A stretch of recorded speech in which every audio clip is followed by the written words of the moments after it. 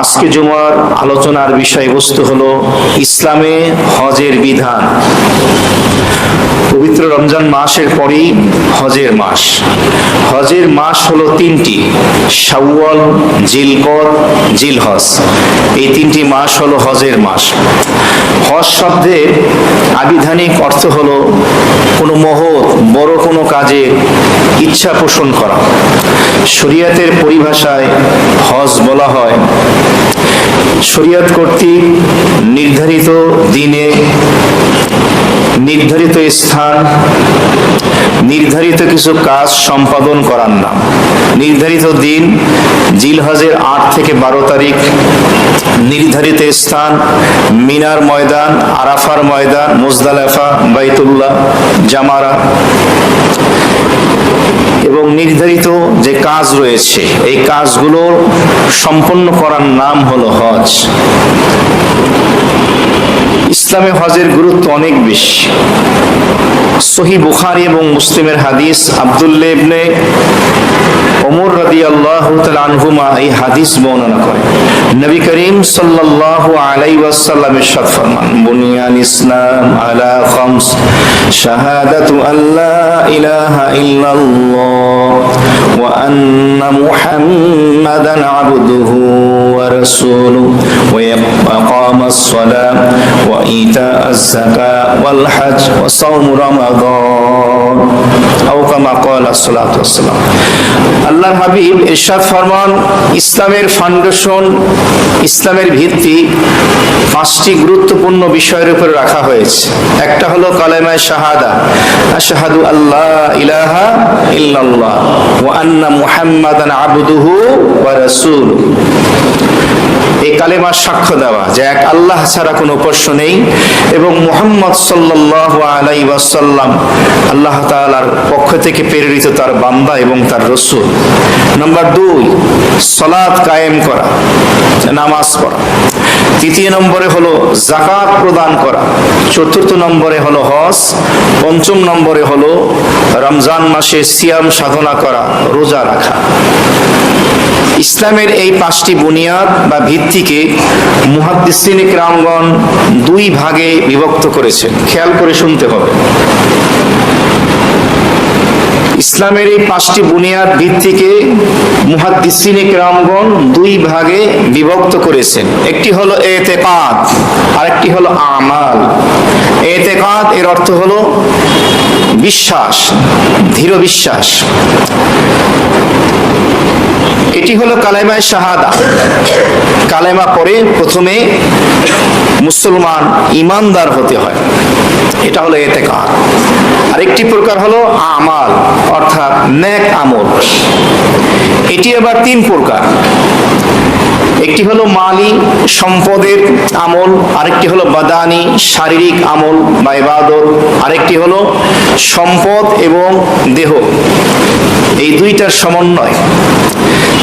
একটি হলো শারীরিক ইবাদত যেমন নামাজ, রোজা, আরেকটি হলো সম্পদের ইবাদত যেমন যাকাত, আরেকটি হলো শরীর এবং সম্পদ ২টাই লাগে, সেটার নাম কি?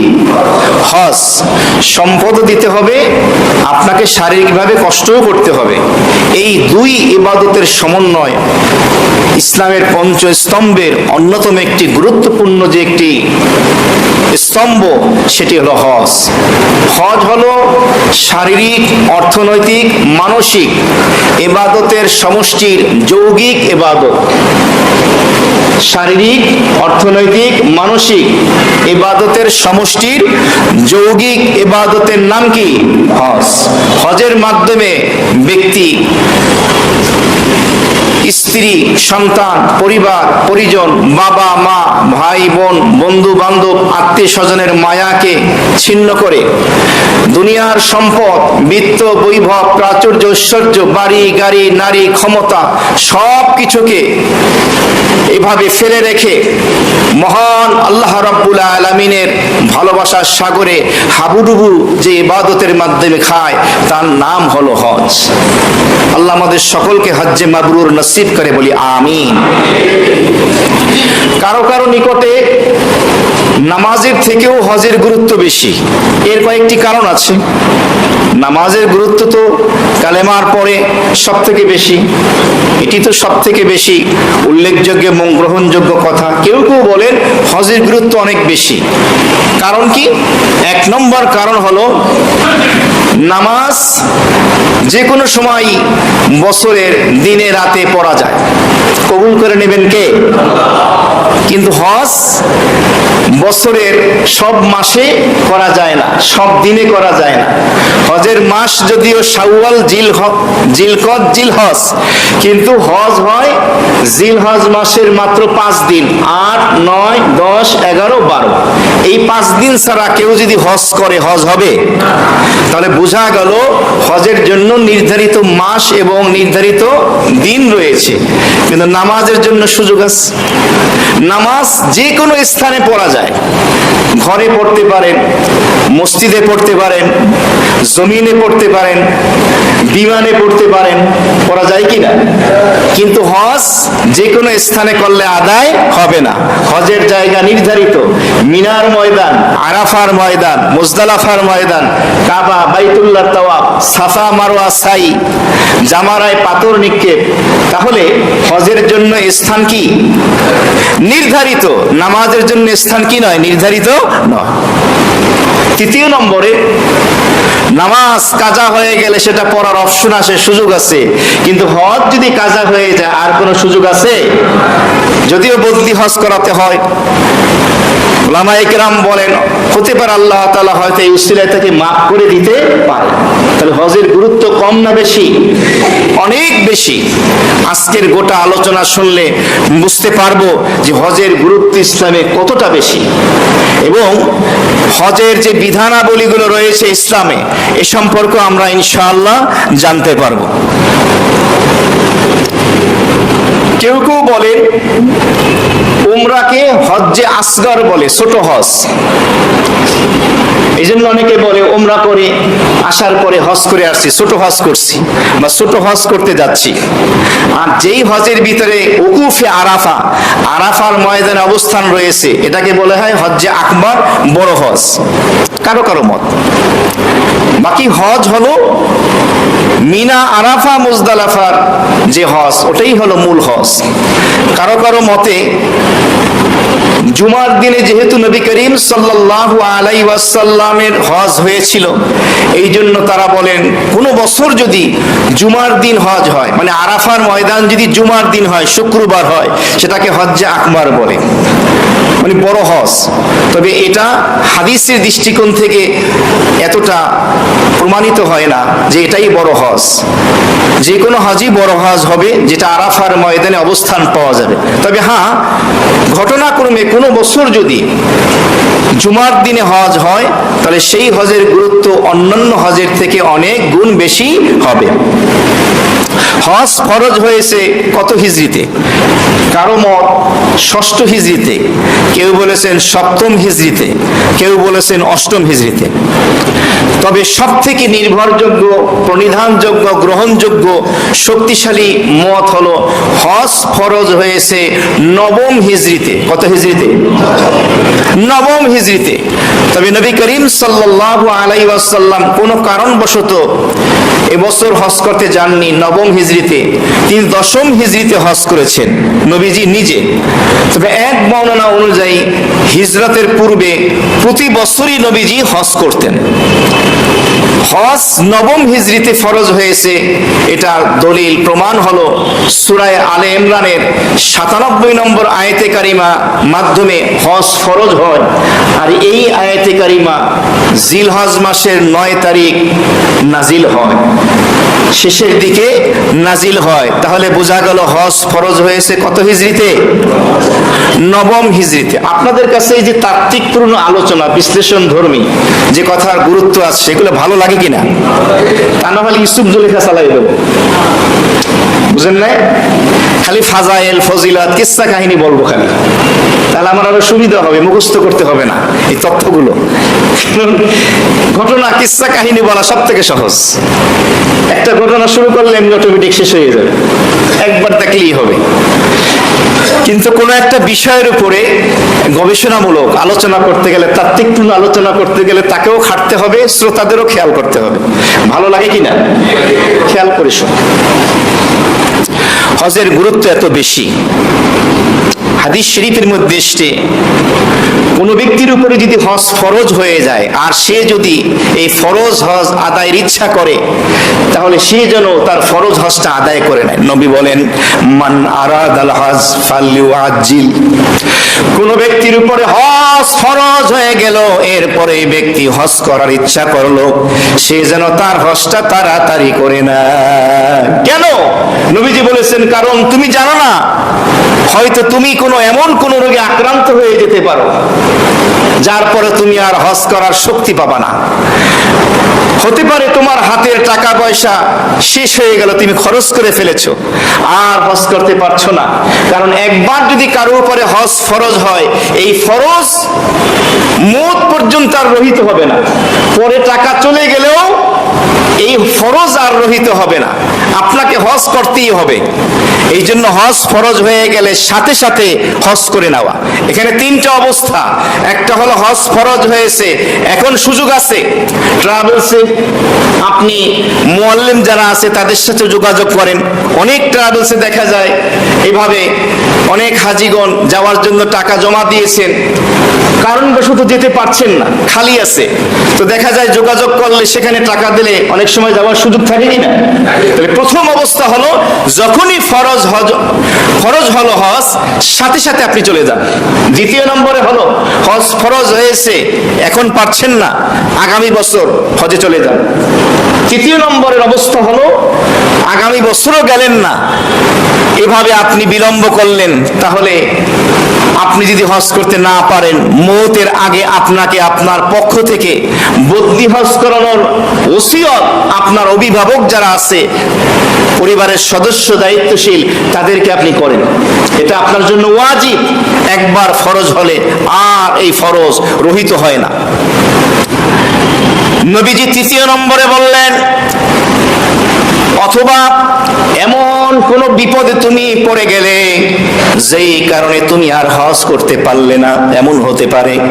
যেমন আল্লাহ না করুক কোন একজন ব্যক্তি জেলখানায় চলে গেল, এখন তার টাকা থাকলেও ইচ্ছা থাকলেও জেলখানায় থাকা অবস্থায় হজ করতে পারবে?